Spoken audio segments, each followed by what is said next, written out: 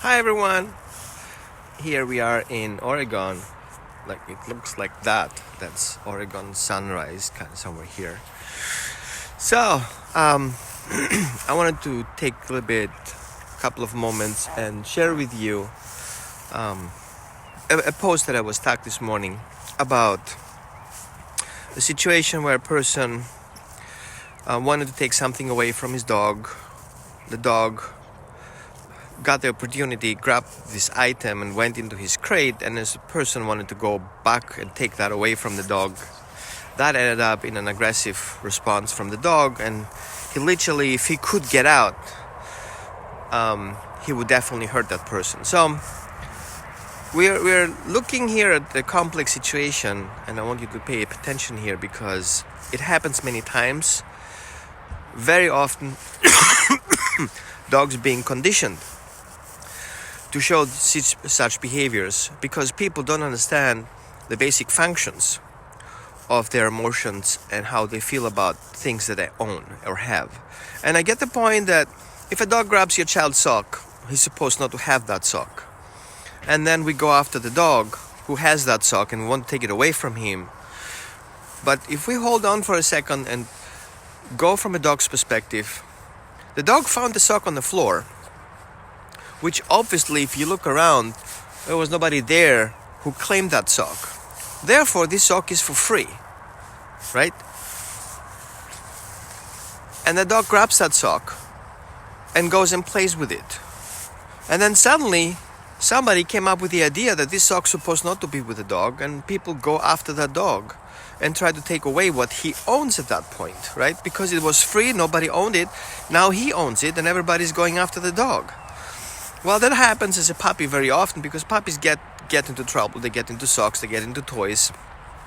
And what we do, the first thing is like, no, and grab that dog stuff from his mouth. Well, that is an emotional imprint. The dog has something that he's proud of, right? Because it was there. He has an opportunity. Remember, dogs are opportunistic scavenging predators. So it's in their genes, not in the pants, in the genes. When they see something which is an opportunity, they are inclined to take it, right? They're dogs. That's why they're bred for, to grab those opportunities, like hunting dogs or guarding dogs. They should not pose not to miss the opportunity, right? And now when they do it, then we're punishing them and we're aggressive over them. Now, this is wrong. It's nothing wrong with the dog wanting what he wants. My first question is, how did that stupid sock end up on the floor? How did this toy end up on the floor? We know from dogs that they can play with their things on the floor, right? Because we don't want them to be on the table. So if this is the condition, the dog things are on the floor and people things are on the table, what's the problem with the sock being on the floor? Who left that sock on the floor for the dog to take? Make sense? So instead of going after your dog, why don't you go after your kids, your husband, your wife? Because they put these things on the floor, which is the dog level. Now, if we talk about the home, a safe home for dogs, we talk about creating clear boundaries where things can be and where not. Okay? Unfortunately, dogs are animals and we are humans and we have our different, things that we do. On the other hand, when we have a dog, we need to understand also his social knowledge. Okay, there are rules in place for animals that function with each other.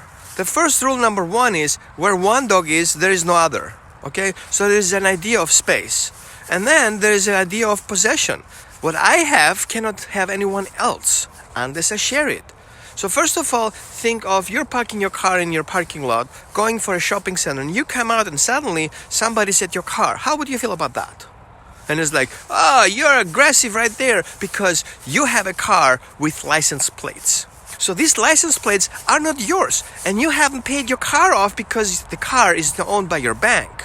So what's your problem being protective over your car? And you're like, I'm paying for it, dude. And I'm like, yes, but it's still not your car, so back off. Now I own this car. Now I will take all the payments. How would you feel about that? So if you work with your dog, and you want your dog to be safe in the future, and your dog is eating and somebody told you, oh, if you want your dog to be protective over your hands or not being resource guarding, you should take his food away while he's eating. Really? Is that what they told you? Now, do you have this person's address and name and phone number in case your dog bites you in the future, that you call these guys and say, hey dude, the idea you gave me was totally stupid? You don't. So why would you follow these instructions for people who have no clue? Yes, some dogs make a decision and are kind of like, okay, these people don't know what they're doing, so I kind of back away from it. But it's on the dog's choice. It's not because you taught him something, it's because he let you have it. Now that's a different idea. Okay? The dog is being polite. Doesn't mean the dog is being trained to let go because you put your hands in there. The dog recognizes that you are doing this and you don't know.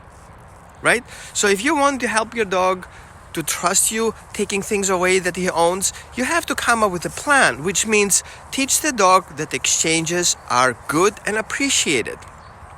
When you take something away from your dog, it's because there is something better coming behind that. So if you want to take your dog's sock away, he's a puppy, he's food driven, the first thing you do is basically exchange that sock with something that is a higher value. And then look for it that, hey, wait a minute, why did this sock end up in the first place on the floor? Why did the dog go after my remote control? Why is the dog going after my children's toys? And then we recognize, oh, wait a minute, there is a function behind that behavior. You remember your chicken wings you ate last time and then you grab your remote control to change the channel? Right? Remember that chicken wing flavor on that? If I would be a dog, I would start licking all the remote control available in that house because all of them have one or the other different flavors, right? And then you see that sock on the floor, right? Well, how many toys of dogs have stuffed feelings? Okay, they look like stuffed socks. Toys. The dog only one he wants is the texture. Well, the sock has the same texture as the stupid toy that you bought him last week. And then you have another thing, bones and squeaky things. Well, all these things are on the floor.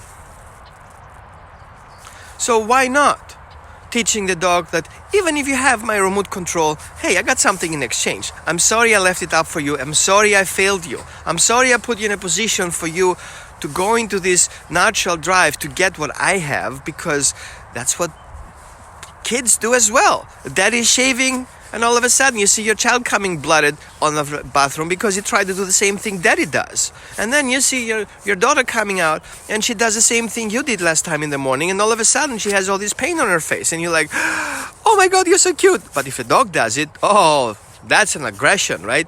You try to take things away from your kid that he owns, like his toy or his video game, or you take him away something he wants to play with, and and all of a sudden you're empathetic. But your dog, no, he's aggressive.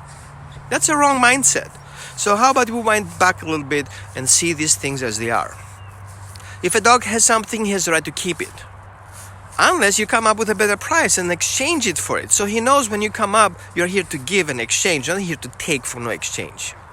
Because the dog doesn't understand that what he has, he shouldn't. Because there is a misinformation there. He thought he could, that's why he took it, otherwise he wouldn't. So there is a lack of communication, a lack of understanding, and that's why I want you to warn you, don't take things away by force, because what you teach your dog is force. So if you teach him that you will take something away by force, and you teach the dog how to do it in the future, he will do the same thing with you. He will apply force. Well, that you call aggression, but you did it first. Make sense? So I hope this video will help you, and you're welcome to share. Add your 5 cents to it. If you have aggression issues with your dog, before you're punishing, before you yell, before you try to correct your dog with an e-collar, prong collar, whatever you call it, spray bottle, shaker cans, message me. We can solve it. It's not a big thing.